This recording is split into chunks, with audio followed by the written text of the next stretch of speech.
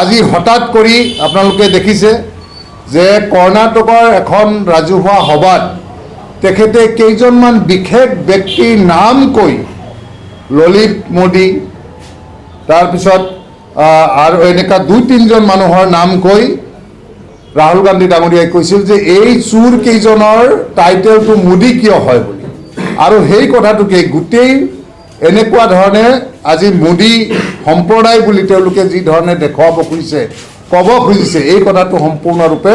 অসত্য কথা কাৰণ সেই তেওঁ ৰাহুল গান্ধী ডাঙৰীয়াৰ বক্তব্য আপোনালোকে দেখিছে আপোনালোকে নিশ্চয় সংবাদ মাধ্যমত দেখিছে বাৰম্বাৰ দেখুৱাই থকা হৈছে তেওঁ স্পষ্টভাৱে কেইজনমান ব্যক্তিৰ নামহে কৈছিলে যে এনেকুৱা এনেকুৱা ডাঙৰ ডাঙৰ 30 কোটি 40 কোটি তাতকৈ বেছি হাজাৰ কোটি টকা আজি ভাৰতবৰ্ষৰ পৰা চুৰি কৰি তেওঁলোকে বিদেশলৈ পলায়ন কৰিছে এই ব্যক্তিবিলাকৰ নাম মোদী কিয় তেওঁ এইটো কথা কোৱা নাই যে ভাৰতবৰ্ষৰ প্ৰত্যেকজন মোদী সম্প্ৰদায়ৰ মানুহে চুৰ তেওঁ এইটো কথা কোৱা নাই গতিকে আজি ললিত মোদী কওক আজি কি কয় নীৰৱ মোদীৰ কথাই কওক নৰেন্দ্ৰ মোদীৰ কথাই কওক যিকেইজন মোদীৰ কথা মেহুল চোকছিৰ কথাই কওক যিকেইজনৰ নাম ৰাহুল গান্ধী ডাঙৰীয়াই উল্লেখ কৰিছিলে আজি যদি তেওঁলোকৰ মাজৰ পৰা কোনোবা এজনে যদি ডিফৰ্মেশ্যন কেছ কৰিলেহেঁতেন আমি ধৰি ল'লোঁ হয় আমি মানি ল'লোঁ হয় যে কেছৰ কিবা যুক্তিসংগতা থাকিব পাৰে গতিকে এই ধৰণৰ কেৱল মাত্ৰ ৰাহুল গান্ধী ডাঙৰীয়াৰ তেওঁৰ কণ্ঠ ৰোধ কৰাৰ কাৰণে তেওঁ যিবিলাক কথা আজি উত্থাপন কৰি আছে ভাৰতবৰ্ষৰ ৰাইজৰ আগত বা মিডিয়াৰ আগত এই কথাটো বিজেপিৰ আজি উত্তৰ দিব নোৱাৰা এটা অৱস্থাত পৰিণত হৈছিল কাৰণ আপোনালোকে জানে গোটেই জুমলাবাজি কৰিয়েই কেন্দ্ৰত তেওঁলোকে শাসনত আহিছিলে 15 লাখ কোটি টকা প্ৰত্যেকজন দুখীয়া ৰাইজৰ একাউণ্টত সোমাই দিব ৰন্ধন গেছৰ মূল্য কমাই দিব অত্যাৱশ্যক প্ৰত্যেকটো সামগ্ৰীৰ মূল্য কমাই দিব গতিকে আজি আকাশলংঘী মূল্য বৃদ্ধি পেট্ৰল ডিজেলৰ মূল্যৰ পৰা লৈ ৰন্ধন গেছৰ মূল্যৰ পৰা লৈ সকলো ক্ষেত্ৰতে মূল্য বৃদ্ধি আজি নিবনুৱা সমস্যাৰ আজি এনেকুৱা এটা পৰ্যায় পাইছে যে পৃথিৱীৰ ভিতৰত এটা উল্লেখযোগ্য এটা আমাৰ কি কয় গৰীব দেশ হিচাপে আমাৰ ভাৰতবৰ্ষ আজি পৰিগণিত হৈছে দুদিন পিছত শ্ৰীলংকাৰ দৰে এটা ভয়াৱহ পৰিস্থিতিৰ দৰে এটা অৱস্থা আমাৰ দেশখনৰ হ'ব পাৰে বুলি বিভিন্ন মহলে আজি আশংকা কৰিছে গতিকে তেনেকুৱা এটা সময়ত সম্পূৰ্ণৰূপে গোটেই ভাৰতবৰ্ষৰ ৰাইজে দেখিছে এইজন আমাৰ আদানী ডাঙৰীয়াৰ প্ৰাইভেট ফ্লাইটত মোদী ডাঙৰীয়াৰ নিৰ্বাচনৰ সময়তো তেওঁৰ ফ্লাইটত গোটেই দেশ ঘূৰি থকা ফটো গোটেই ভাৰতবৰ্ষৰ ৰাইজে দেখিছে তেওঁৰ লগত আজি শ্ৰীলংকা যায় আমাৰ মোদী ডাঙৰীয়া প্ৰধানমন্ত্ৰী ডাঙৰীয়া ইজৰাইল যায় অষ্ট্ৰেলিয়া যায় ঘূৰি অহাৰ পিছতে পিছে এইজন গৌতম আদানী যায় যোৱাৰ পিছতে সেইখন দেশৰ লগত ডাঙৰ ডাঙৰ কণ্ট্ৰেক্টবোৰ গৌতম আদানীয়ে পাই যায় গতিকে এই কথাটো আজি যদি মোদী ডাঙৰীয়া সঁচাকৈ মোদী ডাঙৰীয়া যদি এই নেক্সাছত যদি কোনো জড়িত নাই তেনেহ'লে কংগ্ৰেছ নহয় কেৱল ভাৰতবৰ্ষৰ আজিৰ তাৰিখত প্ৰায় প্ৰত্যেকটো বিৰোধী দলে বাৰম্বাৰ দাবী উত্থাপন কৰিছে যে এই গোটেই বিষয়কেইটা আজি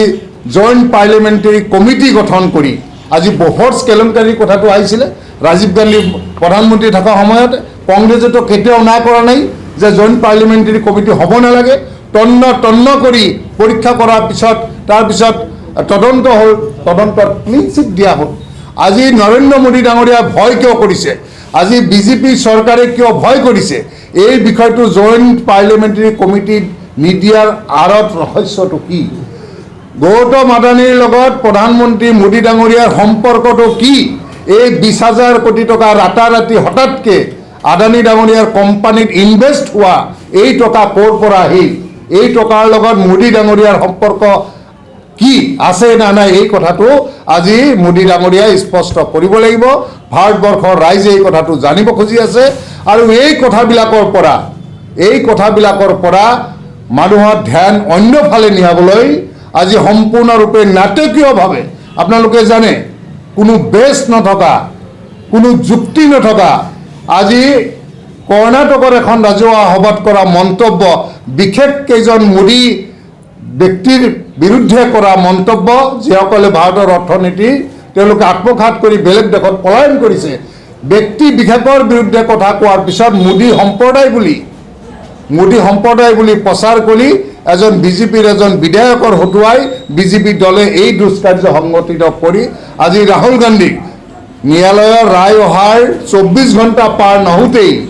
তেওঁৰ সাংসদ পদ খাৰিজ কৰা হ'ল, তেওঁৰ চৰকাৰী আৱাস খালী কৰাৰ নিৰ্দেশ দিয়া হ'ল। গতিকে এই কথাবিলাকে এইটো কথা প্ৰমাণ কৰে যে সাংঘাতিক ধৰণে বিজেপিয়ে ভয় কৰিছে। ৰাহুল গান্ধীৰ সন্মুখত তেওঁৰ প্ৰত্যাপন গ্ৰহণ কৰাৰ তেওঁলোকৰ আজি হত সাহস নাই, আৰু সেইকাৰণে মানে জোৰ জুলুম কৰি কংগ্ৰেছক আজি বেকফুটত নিয়াবলৈ ৰাহুল গান্ধী ডাঙৰীয়াৰ আজি ভয় খুৱাবলৈ, তেওঁৰ আৱাজ বন্ধ কৰিবলৈ আজি বিজেপি চৰকাৰে এনেকুৱা ধৰণৰ কূট কৌশল কৰা আৰম্ভ কৰিছে। কিন্তু তেওঁলোকে জানি ৰখা উচিত যে ব্ৰিটিছেই এইখন দেশ শাসন কৰি তেওঁলোকে স্থায়ীভাৱে থাকিব নোৱাৰিলে এই কংগ্ৰেছৰ নেতৃত্বত হোৱা অহিংস আন্দোলনৰ কাৰণে। গতিকে আমি সেই কংগ্ৰেছ দল, আমাৰ নেতা ইমান দুৰ্বল নেতা নহয়। ব্ৰিটিছক খেদি যদি এইখন দেশ শাসন কৰিব পাৰে, তিল কৰি এইখন দেশ যদি গঢ় দিব পাৰে, আজি ভাৰতবৰ্ষত যিখিনি অৰ্থনীতি হৈছে, যিখিনি আজি আপুনি গোটেই বিশ্বৰ আগত যিখিনি আমাৰ IIT IIMৰ পৰা যিমান ডাঙৰ উদ্যোগ প্ৰতিষ্ঠান যিমান যি গঢ় দিছে, এইমছৰ পৰা লৈ সকলোবিলাক কংগ্ৰেছৰ তিলকৈ গঢ় দিয়া অনুষ্ঠান। গতিকে আজি বিজেপিয়ে কি কৰিছে, এটাৰ পিছত এটা ৰাজহুৱা খণ্ডৰ উদ্যোগ কেৱল তেওঁলোকে বিক্ৰী কৰি আজি দেশখন বিক্ৰী কৰা কেৱলহে তেওঁলোকে বাকী ৰাখিছে। গতিকে এনেকুৱা এটা পৰিস্থিতিত আকাশলংঘী মূল্যবৃদ্ধি সকলো ক্ষেত্ৰতে চূড়ান্ত ব্যৰ্থ। গতিকে সেইকাৰণে তেওঁলোকে চলে বলে কৌশলে ৰাইজৰ ধ্যানটো অন্যফালে নিয়াবলৈ এই কূট কৌশলবিলাক কৰি আছে, আৰু আমাৰ কংগ্ৰেছ দলক ভয় খুৱাব খুজি আছে, বিৰোধীক ভয় খুৱাব খুজি আছে। আপোনালোকে দেখিছে আজি বিৰোধীয়ে প্ৰশ্ন উত্থাপন কৰিলেই ED লগাই দিয়ে, CBI লগাই দিয়ে। আজি ৰাতাৰাতি CBIৰ হেড চেঞ্জ হৈ যায়। আজি এইখন দেশত প্ৰথমবাৰৰ কাৰণে উচ্চতম ন্যায়ালয়ৰ আমাৰ জাজসকলে কৈছে যে ভাৰতবৰ্ষৰ গণতন্ত্ৰ এতিয়া বিপদাপন্ন হৈ আছে। গতিকে ইমান এটা ডাঙৰ পৰিস্থিতিৰ মাজেৰে আমাৰ দেশ আজি অতিক্ৰম কৰি আছে। গতিকে এই কথাবিলাক আমাৰ সংবাদ সেৱাৰ বন্ধুসকলে আপোনালোকেও বুজিব লাগিব, আৰু গোটেই আমাৰ ভাৰতবৰ্ষৰ ৰাইজেও বুজিব লাগিব। আৰু এই স্বেচ্ছাচাৰী আজি এই হিটলাৰী পথাৰে যি ধৰণে চৰকাৰখন চলাব খুজি আছে, ৰাইজৰ সমস্যা সম্পূৰ্ণৰূপে পিঠি দি পেলাই। গতিকে এই কথাবিলাক আমি ৰাইজৰ মাজলৈ লৈ যোৱাৰ কাৰণে AICC নিৰ্দেশমৰ্মে আমি প্ৰদেশ কংগ্ৰেছ কমিটিবোৰে গোটেই ভাৰতবৰ্ষত এনেকুৱা সংবাদমেল কৰিছে। প্ৰদেশ কংগ্ৰেছৰ নিৰ্দেশমৰ্মে প্ৰত্যেক জিলাই আমি কৰি আছোঁ। আকৌ জিলা কংগ্ৰেছৰ নিৰ্দেশমৰ্মে প্ৰত্যেকটো ব্লকে মণ্ডলে এই কথাবিলাক প্ৰচাৰ কৰাৰ উদ্দেশ্যটোৱে হৈছে আমাৰ মুখ্য কাম। আৰু এইটো এইকাৰণে কৰা হৈছে যে আজি যি ধৰণে এটা বিজেপিয়ে প্ৰচাৰ দি পেলাই ৰাহুল গান্ধী ডাঙৰীয়াৰ আজি সাংসদ পদ খাৰিজ কৰি তেওঁলোকে যি ধৰণৰ এটা পৰিৱেশ সৃষ্টি কৰিব খুজি আছে যে ভাৰতবৰ্ষত কোনো বিৰোধী থাকিব নালাগে বা থাকিব নোৱাৰে, তেওঁলোকে 61 ৰজা, তেওঁলোকে ৰজাৰ শাসনৰ দৰে চলাই ৰাখিব, আৰু তেওঁলোকক মানে ৰাইজে বাধ্যত পৰি ভোট দিব লাগিব, নহ'লে ইমান ডাঙৰ মানে পাৰ্টীৰ নেতাসকলকেই তেওঁলোকে জধে মধে কেছ লগাই, ED লগাই, CBI লগাই, যেতিয়া ইচ্ছা বলপূৰ্বক জেলত ভৰাই দিয়াৰ তেওঁলোকে ক্ষমতা ৰাখি আছে। গতিকে সকলো ৰাইজক এনেকৈ ভয় ভীতি দেখুৱাই কেনেকৈ তেওঁলোকে শাসনটো আকৌ নিগাজি কৰিব পাৰে,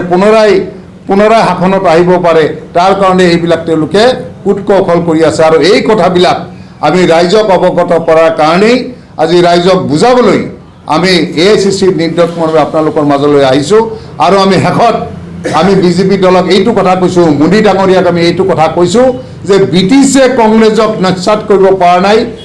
ব্ৰিটিছে কংগ্ৰেছক একো কৰিব পৰা নাই। কংগ্ৰেছৰ আন্দোলনৰ কাৰণে ব্ৰিটিছ ইয়াৰ পৰা পলায়ন কৰিবলৈ বাধ্য হৈছে। গতিকে এই বিজেপিৰ অপশাসনক এই কংগ্ৰেছৰ নেতৃত্বতেই ভাৰতবৰ্ষৰ ৰাইজে তেওঁলোকক দলিয়াই পেলাব। এইটো কেৱল মাত্ৰ সময়ৰ আহ্বান।